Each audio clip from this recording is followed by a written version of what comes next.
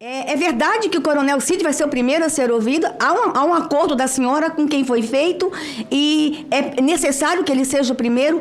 Isso vai nortear a minha votação agora, inclusive. Senadora, deixe eu responder essa sua pergunta, porque quem vai designar a data da oitiva de cada um daqueles que forem convocados é essa presidência.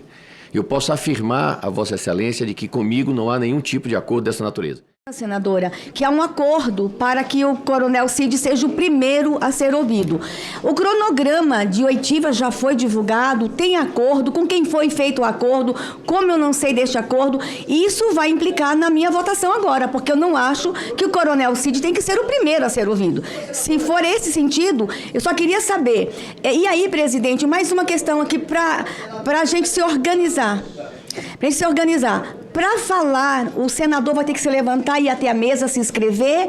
Nós vamos ter que nos organizar, porque eu acho que tem algumas questões que eu não estou entendendo. E semana passada também, senador, enquanto o senhor, presidente, dirigia a reunião, tinha uma outra reunião paralela ali, e daquela reunião, inclusive, muito acalorada, fiquei preocupada com o barulho, veio uma decisão da reunião do banheiro. Então, que todas as conversas sejam feitas aqui no plenário, para a gente não ficar para ninguém ser excluído das conversas. Mas a minha pergunta agora é, relatora. Então, fiquem tranquilos de que não há nenhuma conversa com essa presidência, que é quem vai designar a data de cada oitiva, de qualquer tipo de acordo que tenha se antecipado à decisão desse plenário. Antes de encaminhar aqui o que há a ser votado, eu quero fazer aqui algumas ponderações. A primeira delas, e com todo carinho a minha amiga e relatora Elisiane Gama, não existe no regimento interno nenhum tipo de dispositivo que dê preferência aos requerimentos apresentados pelo relator. Não existe. Se eu estiver errado e alguém quiser mostrar esse dispositivo, eu agradeceria. Mas a competente parte técnica dessa comissão, os funcionários afirmam que não só não existe, como ao longo, o Leandro está me dizendo aqui que está há 13 anos aqui na CPI, acompanhando CPIs, e nunca viu em nenhuma dessas CPIs haver algum tipo de prevalência ou preferência para os requerimentos do relator.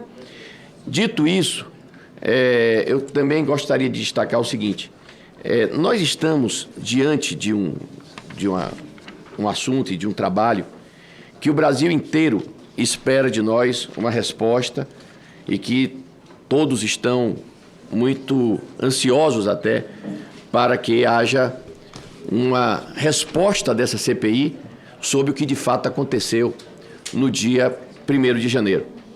Eu quero dizer que, dia 8 de janeiro, que como praxe, em diversas comissões, inclusive a CPI da pandemia, requerimentos de informações foram aprovados sem restrições.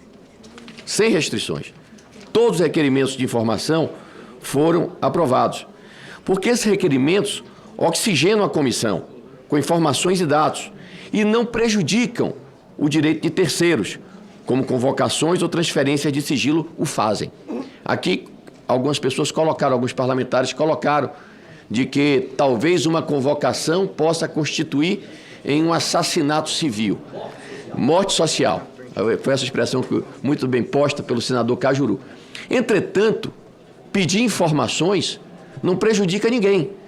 Portanto, eu penso que é extremamente prejudicial para a imagem desse colegiado nós selecionarmos as informações.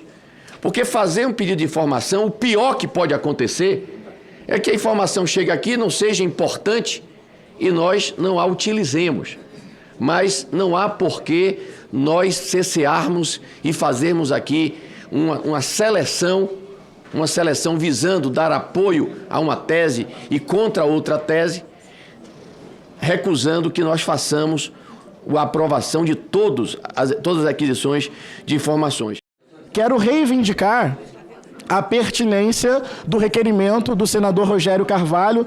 O deputado Rogério Corrêa falou, porque veja, Rogério, além do cartão de vacinação ter aberto uma porta para o Mauro Cid, para a minuta de golpe, isso tem que ser investigado, tem um detalhe importante. nesse momento pós-pandêmico, que nós somos aqueles que acreditam que houve uma pandemia, que havia um vírus e que matou muita gente, que precisava de uma engenharia sanitária para a proteção da vida, fraudar um cartão de vacina é facilitar o trânsito internacional, porque tem regras para chegar e regras para sair, por exemplo, dos Estados Unidos. Portanto, é pertinente, é cabível a pergunta, não é antecipação de juízo. Só pedir realmente, senhor presidente. Falta um minuto, mas a questão é a concentração dos pares e dos ímpares. Pode continuar. Vossa Excelência acabou sua... Obviamente que Esse nós aqui é meu colega na Comissão de Segurança Pública. Vossa Excelência concluiu, deputado?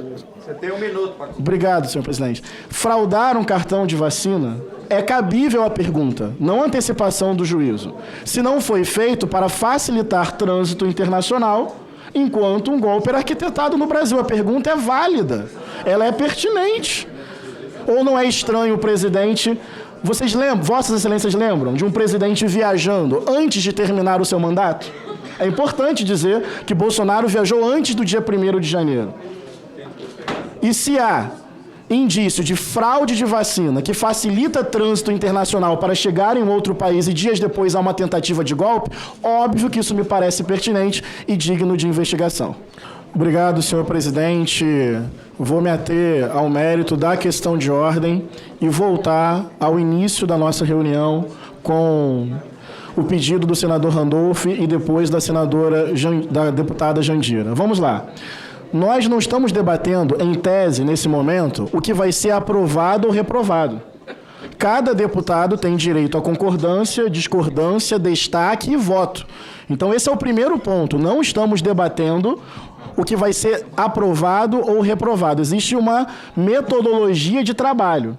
Existe uma sequência daquilo que vai ser votado. Me parece muito razoável que a relatora tenha uma preferência na apresentação das suas ideias do seu requerimento. Ela é a relatora designada, ela vai apresentar os seus requerimentos, como consequência, o roteiro das chamadas, e cada deputado, se eu entendi bem, Jandira, Rogério, pode fazer destaque, pode votar favoravelmente ou não. Então não há aqui desequilíbrio, não há injustiça, não se passa por cima da competência que cada deputado e deputada tem de votar. O que se está colocando é o seguinte: faz todo o sentido, é muito coerente que a primeira leva de requerimentos seja apresentada por aquela que vai conduzir o trabalho, que é a relatora designada pelo próprio presidente. Então é sobre isso que nós estamos falando. E os outros requerimentos, o bloco que a Jandira falou intermediário e o último bloco, veja, continua a mesma prerrogativa. Votar favoravelmente, votar desfavoravelmente ou pedir um destaque dentro do bloco para emitir, assim, a sua opinião e o seu voto. Então, eu queria muito que o presidente apreciasse o que foi colocado pela deputada Jandira e pelo senador Randolph, porque, em tese, esse é o mérito, ou deveria ser o mérito, de todas as questões de ordem até agora. É o plano de votação da sessão de hoje. E muitos requerimentos ainda vão ser colocados, vão entrar na pauta das próximas reuniões e por aí vai. Então, eu gostaria